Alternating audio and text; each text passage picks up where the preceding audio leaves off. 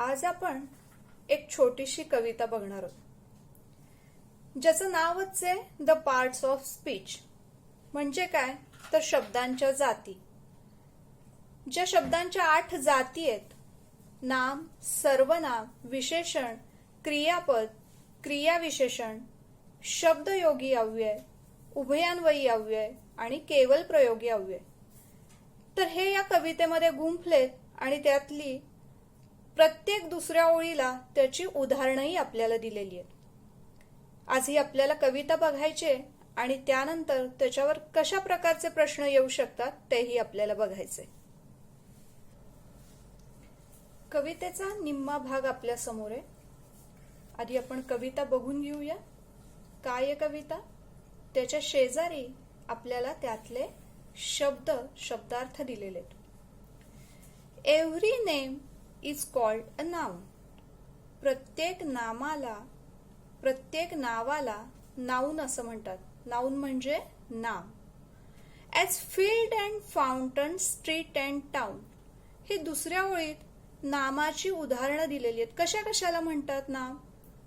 Field शेत, fountain म्हणजे कारंजे, street रस्ता, टाउन नगर. या सगळ्याला नाव दिलेलं असतं. ही त्यातली उदाहरणं आपल्याला दिलेली आहेत. In place of noun the pronoun stands. नामाच्या जागी येणाऱ्या शब्दाला आपण सर्वनाम म्हणतो. प्रोनाउन म्हणजे सर्वनाम. As he and she can clap their hands. हिचा अर्थ काय? ही म्हणजे तो, शी म्हणजे ती. हे आपण सर्वनामी करते बघितलेत. अजून कोणकोणते असतात? I, we, you, he, she, it आणि दे. ही त्यातलीच 2 उदाहरणं इथं घेतलेली आहेत. As he and she can clap their hands.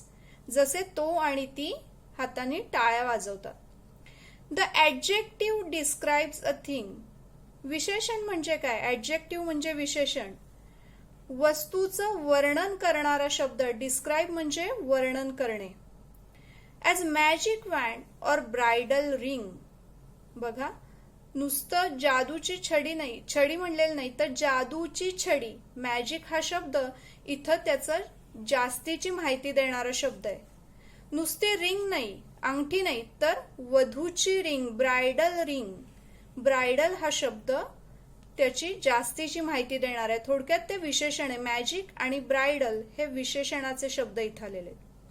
The verb means action, something done. Verb म्हणजे क्रियापद. एखादी कृती जी घडलेली आहे त्याला आपण क्रियापद असं म्हणतो. To read and write, to jump and run. ही झाली त्याची उदाहरणं. कोणती? रीड वाचणे, राईट लिहिणे, जम्प उडी मारणे, रन धावणे. प्रत्येक दुसऱ्या ओळीत आपल्याला त्या त्या शब्दाच्या जातीचं उदाहरण दिलेलं आहे. आता आपण त्याचा पुढचा भाग बघूयात. आता कवितेचा पुढचा भाग. पुढच्या 4 शब्दांच्या जाती. How things are done the adverbs tell. एखादी कृती घडते, त्या कृतीचं वर्णन करणारा जो शब्द येतो त्याला आपण क्रियाविशेषण म्हणजेच ॲडव्हर्ब म्हणतो. How things are done the adverbs tell as quickly, slowly, badly, well. क्विकलीचा अर्थ काय? पटकन, स्लोली हळूहळू, बॅडली वाईट रीतीने, वेल चांगले. हे सगळे वर्णन करणारे शब्द आहेत. पण कशाचं वर्णन? तर क्रियापदाचं, एखाद्या कृतीचं वर्णन करणारे शब्द आहेत. The preposition shows relation. Preposition म्हणजे काय? तर शब्दयोगी अव्यय. शब्दातलं नातं दाखवणारा शब्द आहे तो. ॲज इन द स्ट्रीट और ॲट द स्टेशन. इथं तुम्हाला इन आणि ॲट हे जे शब्द दिसत आहेत ते शब्दयोगी अव्यय आहेत. Conjunctions join in many ways. Conjunctions म्हणजे उभयान्वयी अव्यय. सेंटेन्स, वर्ड्स और फ्रेज अँड फ्रेज. वाक्य, शब्द किंवा शब्द समूह जोडणारे हे शब्द आहेत. इथं आपल्याला दिसत आहेत ऑर आणि अँड. ऑर म्हणजे किंवा, अँड आणि. The interjections cries out hark. Interjection म्हणजे काय? केवल प्रयोगी अव्यय. आपण आपल्या भावना व्यक्त करतो अबब, आई ग, अरेच्चा असे आपल्या तोंडून जे शब्द जातात त्याला आपण केवल प्रयोगी म्हणतो. तसाच हा शब्द आहे हार्क. हार्क म्हणजे ऐक. I need an exclamation mark. केवल प्रयोगी अव्ययाला काय लागतं तर उद्गारवाचक चिन्ह. एक्सक्लेमेशन मार्क म्हणजे उद्गारवाचक चिन्ह. Through poetry we learn how each of these make up the parts of speech. या कवितेतनं आपण काय शिकलो तर शब्दांच्या जाती शिकलो. इथं तुम्हाला मी वाक्याच्या प्रत्येक शेवटच्या शब्दाला अंडरलाईन केलेली दिसते. हे कशासाठी केलंय तर हे सगळे रायमिंग वर्ड्स. कवितेवर साधारण 2 मार्काचा हा प्रश्न येत असतो की कवितेतले रायमिंग वर्ड्स लिहा, यमक जुळणारे शब्द लिहा.